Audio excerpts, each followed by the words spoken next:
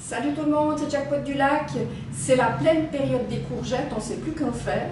Et là, j'ai trouvé une recette super sympa avec des courgettes, des œufs. J'ai appelé ça un gratin de omelette courgette. C'est trop bon.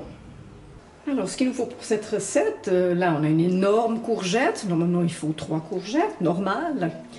Il faut 2 œufs. C'est les œufs de Mercotte. Hein. Je vous mettrai un petit lien si vous voulez voir Mercotte. C'est Percotte aussi. C'est une drôle d'histoire. Elle nous fait toujours des magnifiques œufs. Il faut du sel, du poivre, du tabasco, de la demi-crème et puis du gorgonzola mascarpone. C'est pas une recette super légère, mais alors c'est bon. Oui, je l'ai déjà dit, je sais.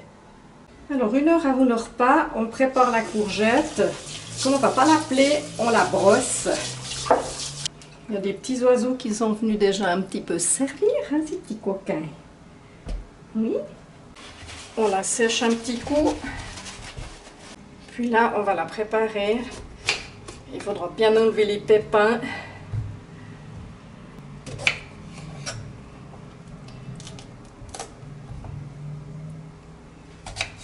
Ouais, faut pas avoir peur d'enlever tout ce qui est pépins parce qu'alors ça rend beaucoup d'eau de toute façon.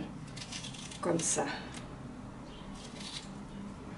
On a coupé des petites tranches comme ceci. On a enlevé où les oiseaux avaient picoté, hein, quand même. Et puis on va faire du hachis. Si on a la chance d'avoir un robot, bon, on met la robe la plus petite. Autrement, on râpe à la main. Alors, je vais te faire une recette de rösti de courgettes aussi. Je vous mettrai le lien. J'avais un peu galéré parce que je n'avais pas laissé assez, justement, dégorger. Parce qu'on va réparer ça aujourd'hui. Et puis, on va hacher avec le robot. Ouf! Tout ça, facile!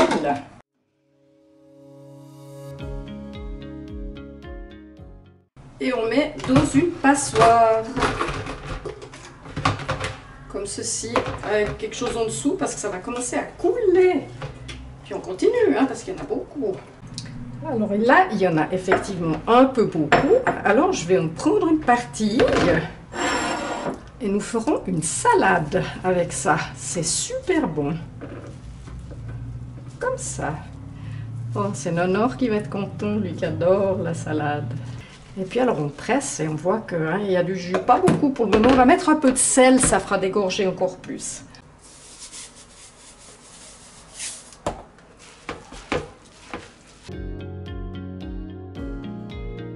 Je vais mettre un petit sopalin au fond pour pas que ça trempe. Il faudrait des petits pieds là, des petits petons.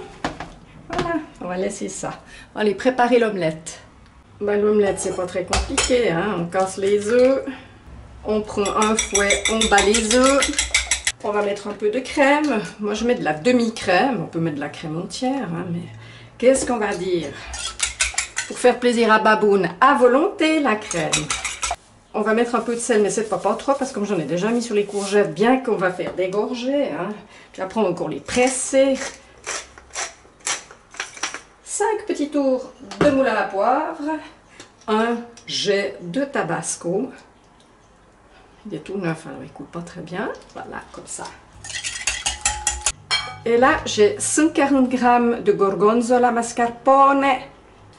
Ça, c'est Sylvana qui va trouver rigolo, j'imagine, comme j'aime ma prononciation. On va mettre la moitié, parce que je trouve que ça fait un peu trop, mais on va couper un peu. On va essayer de couper des petits dés, ce qui n'est pas forcément facile. On va rajouter à notre mélange. Ça va verser, s'il vous plaît. Oh, mais je suis vraiment pas à main.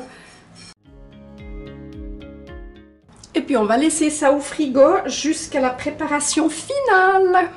Un petit coup de triche. On connaît, hein? Voilà, alors maintenant c'est le final. Donc, on voit que ça a bien dégorgé. Alors, on prend notre mélange œuf, fromage et tout. Puis, on va encore serrer les courgettes. Alors, je ne sais pas si on voit. Je les serre ici, on voit, oui. Parce qu'il y a encore une craquée de jus, hein, bien que ça a bien dégorgé. Alors, on s'est bien lavé les mains, comme toujours. Hein. Et puis, on les serre et on met dans le mélange.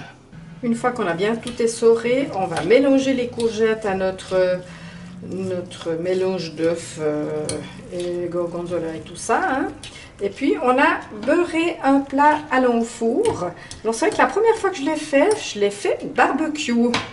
Alors, on peut aussi le faire au barbecue. C'est à peu près la même chose. Hein. Juste, c'est l'étage qui diffère. Bon, ben, forcément, la suite, c'est de verser dans le plat. Hein. On peut mettre un peu de fromage râpé pour gratiner ça. Alors, ceux qui n'aiment pas le fromage, c'est raté, cette combine. Et on va mettre ça au four pendant une demi-heure. Alors, four non préchauffé, chaleur, voûte et sol à 230 degrés. Le barbecue, la même chose, sauf qu'il faut mettre plus haut avec le barbecue. Ici, on va mettre au deuxième niveau, start. Et puis, si on le fait au barbecue, c'est la même chose. Il faut faire cuire 10 minutes en bas et après, il faut le monter parce qu'autrement, il brûle. Là, je fais juste une petite parenthèse pour montrer le jus qu'on a retiré. Ouais, c'est impressionnant, hein, comme ça peut dégorger. C'est pas beau, ça? Dans 5 minutes, c'est prêt. Et ben voilà, la recette est terminée. J'espère qu'elle vous aura plu, comme d'habitude.